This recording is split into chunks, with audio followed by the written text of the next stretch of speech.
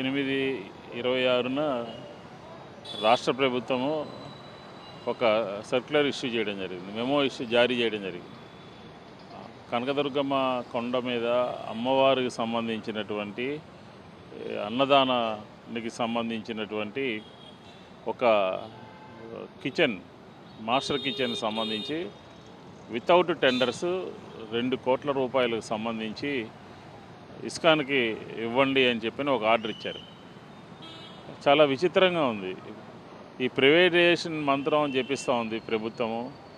అనేక రంగాల్లో ప్రైవేటైజేషన్ చేస్తూ ఆఖరికి ధర్మాదాయ దేవాదాయ శాఖలో కూడా ప్రైవేటైజేషన్ని చొప్పించాలి అని చెప్పిన ప్రయత్నం చేస్తూ కొండ మీద భవిష్యత్తు అవసరాల కోసం అక్కడికి వచ్చేటటువంటి భక్తులకు సంబంధించినటువంటి అమ్మవారి యొక్క ప్రసాదం అంటే అన్నదానానికి సంబంధించినటువంటి ఒక master plan YS Jaganmohan Reddy గారు తీసుకొచ్చి దాని నిర్మాణం పూర్తయినటువంటి సందర్భంలో మాస్టర్ కిచెను ఇస్కాన్ వాళ్ళ టెంపుల్ వాళ్ళకి ఇవ్వాలని ప్రభుత్వం ఒక సర్క్యులర్ జారీ చేయడం అనేది దీన్ని పూర్తిగా వ్యతిరేకించాల్సిన అవసరం ఉంది.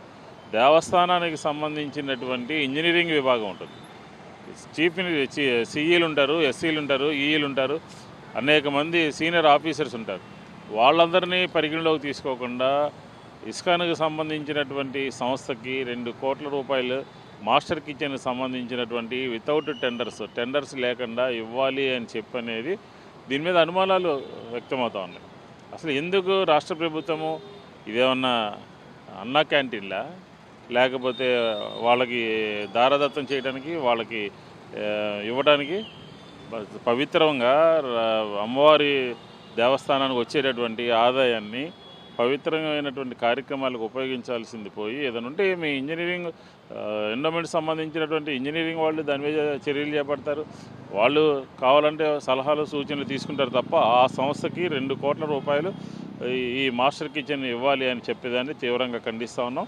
దీన్ని వెనక్కి తీసుకోవాలి, ప్రభుత్వం వెనక్కి తీసుకోవాలి అని చెప్పాను. అంటే దీని మీద ఇంకా రకరకాలైనటువంటి అపోహలు కూడా ఉన్నాయి. అసలు మొత్తం అన్నదానం ప్రతిరోజు కూడా 10,000 మందికి సుదూర ప్రాంతాల నుంచి వచ్చేటటువంటి భక్తులకి అన్నదానం పెట్టడం ద్వారా ప్రతి సంవత్సరము 6 కోట్ల రూపాయల వరకు కూడా అదనంగా ఖర్చు అవుతుంది అనే ఒక అపోహని దాని నుంచి పక్కకు రావాలని, దేవస్థానం దాని నుంచి పక్కకు తొలగించుకోవాలని, ఈ అన్నదానాన్ని కూడా ఇస్కాన్ వాళ్ళకి ఇస్తారు అని చెప్పని కూడా వార్తలు వస్తున్నాయి పత్రికల్లో.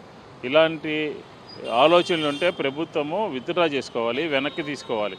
ఫస్ట్ ఆ 2 కోట్లకు సంబంధించినటువంటి మాస్టర్ కిచెన్కి సంబంధించినటువంటి జీవోని వెనక్కి తీసుకోవాలి. అలాగే అన్నప్రసాదానికి సంబంధించినటువంటి వాళ్ళకి ఇచ్చేటటువంటి ఆలోచన ఏదైనా ఉంటే వెనక్కి తీసుకోవాలి. ఎందుకంటే కనకదుర్గమ్మ అమ్మవారి గురించి ఈ రాష్ట్రమే కాదు, పక్క రాష్ట్రం కాదు, చుట్టుపక్కల రాష్ట్రాల నుంచి అనేక మంది భక్తులు వచ్చి అమ్మవారికి దర్శనం చేసుకుని అమ్మవారి ప్రసాదం తింటే వారి కోరికలు నెరవేరుతాయని, వాళ్ళ కుటుంబాలన్నీ కూడా బాగుంటాయని ఒక నమ్మకంతో వాళ్ళందరూ కూడా అక్కడికి వచ్చి భోజనం చేస్తారు. అలాంటిది అమ్మవారి దేవస్థానంలో వంటశాలలో వంట వండకుండా దానికి సంబంధించినటువంటి వేరే సంస్థ ద్వారా అక్కడ 10,000 మందికి పెట్టించాలని ఒక ఆలోచన ఉన్నట్టుగా ప్రచారం జరుగుతుంది. ఉంటే విత్డ్రా చేసుకోండి.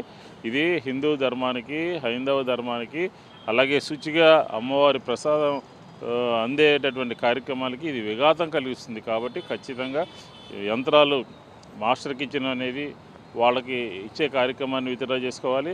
అన్నదానాన్ని వాళ్ళకి కట్టబెట్టే ఆలోచన కూడా ఉంటే విత్డ్రా చేసుకోవాలి అని చెప్తున్నాను. ఎందుకంటే ఈ మధ్య చూసాం పత్రికల్లో అమ్మవారికి సంబంధించినటువంటి కొంతమంది దాతలు స్థలాలు ఇస్తే ఆ స్థలాల్లో ప్రైవేటు కార్యక్రమాలు అంటే హాస్పిటల్ ఏదో కట్టాలని భక్తుల సౌకర్యార్థం కోసం అమ్మవారికి దర్శనానికి వచ్చేటటువంటి వారెవ్వరూ కూడా ఇబ్బంది పడకూడదు అని చెప్పని అన్నదానానికి సంబంధించి విరాళాలు ఇస్తారు.